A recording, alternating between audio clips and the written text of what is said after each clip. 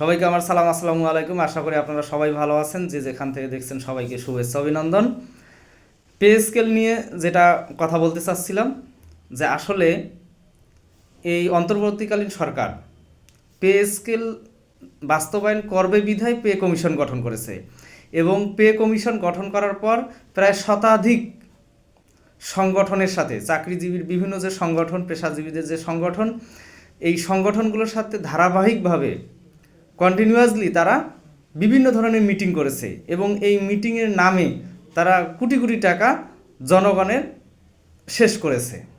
এখন শেষ পর্যায়ে এসে জ্বালানি উপদেষ্টা যেভাবে বললেন যে এই যে রিপোর্ট, পে কমিশনের যে এই রিপোর্ট, সেই রিপোর্ট নাকি তারা বাস্তবায়ন করবে না, এবং এটাও বললেন যে এই রিপোর্ট চাইলে আগামীতে যে রাজনৈতিক সরকার আসবে, সেই নতুন সরকার চাইলে এই রিপোর্ট গ্রহণও করতে পারে অথবা বাতিলও করতে পারে।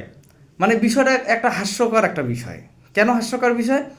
কারণ এটা বলা মানে বাংলাদেশের জনগণের সাথে একটা তামাশা করা। এই যে জনগণের কোটি কোটি টাকা আপনারা নষ্ট করলেন, কেন নষ্ট করলেন? আপনাদেরকে কি কেউ বলছিল যে আপনারা পে কমিশন গঠন করেন? আপনারা পে কমিশন যদি বাস্তবায়ন করতে না পারবেন, পে কমিশনের রিপোর্ট যদি আপনারা বাস্তবায়ন করতে না পারবেন, তাহলে পে কমিশন গঠন করলেন কেন? আর সেটা যদি আপনারা বলেন যে এই কমিশনের রিপোর্ট আপনারা চাইলে নতুন সরকার বাস্তবায়ন করতেও পারে, ছুড়ে দিতেও পারে, এটা তো পুরো একটা ভণ্ডামি। এই কথাটা বলা মানে একটা মূর্খতার পরিচয়। হ্যাঁ, আপনারা বলতে পারেন যে এই যে একটা বিশাল অঙ্কের টাকা প্রয়োজন, অর্থের প্রয়োজন, সেই অর্থটা আমরা কিভাবে বের করব, অর্থটার উৎস কোথা থেকে হবে, অর্থটা কিভাবে পাবো, সেটার জন্য একটা কমিটি গঠন করব, এবং সেই একটা সুপারিশ দিব, বা সেই একটা সুপারিশ অনুযায়ী নেক্সট সরকারকে আমরা একটা অনুরোধ করব যে নেক্সট সরকার আমাদের এই অনুরোধটা যেন রাখে, বা এই পে কমিশনের রিপোর্ট অনুযায়ী যেন পে স্কেলটা দেয়। এই যে বিভিন্ন ধরনের কথা আছে, কিন্তু আপনি যে একটা হাস্যকর কথা বললেন যে আসলে এই পে কমিশনের রিপোর্ট নাকি চাইলে নতুন সরকার গ্রহণও করতে পারে, ছুঁড়ে ফেলতে পারে। আর আশ্চর্য কথা, আপনারা যদি ছুঁড়ে ফেলেন, তাহলে এই কোটি কোটি টাকা জনগণের আপনারা নষ্ট করলেন কেন? এই কোটি কোটি টাকার জবাব আপনাদের দিতে হবে, হিসাব আপনারা জনগণের সামনে দিবেন, এবং সেই টাকা আপনারা পকেট থেকে জনগণের এই কোষাগারে আপনারা ফিরিয়ে দিবেন। আর বর্তমানে এই যে পে কমিশনের নামে, যখন পে কমিশন আপনারা গঠন করছেন, তখন থেকে দ্রব্যমূল্যের ঊর্ধ্বগতি আরও বেড়ে গেছে। দ্রব্যমূল্য যেভাবে বৃদ্ধি পেয়েছে, এটা তো আর আপনারা কমাতে পারবেন না।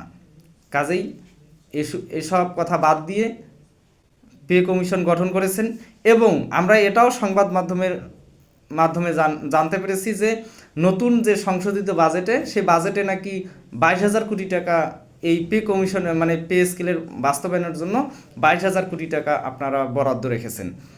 তাহলে আপনাদের এই যে সকল প্রিপারেশন আছে, কিন্তু আপনারা মানে কোন অজানা কারণে, কিসের ভয়ে আপনারা এই বাস্তবায়ন করতে চাচ্ছেন না, এই পে স্কেলটা বাস্তবায়ন করতে চাচ্ছেন না? আপনারা ভিতর থেকে বলবেন যে এটার কোনো ভিতরের কোনো কাহিনী আছে কি না, সেই ভিতরের কাহিনীটা আপনারা জনগণের সামনে ফ্ল্যাশ করেন। আমরা জানতে চাই যে আপনারা কেন পে কমিশনের এই রিপোর্ট বাস্তবায়ন করবেন না। অন্যথায় জনগণ আপনাদের ছাড় দিবে না, ছেড়ে কথা বলবে না। আর এই বর্তমান দ্রব্যমূল্যের বাজারে একজন এই 20 গ্রেডের চাকরিজীবী, সে 8,000 মাত্র 200 টাকা বেতন পায়। এটা দিয়ে কেমনে চলবে, সেটার আপনারা জবাব দিবেন।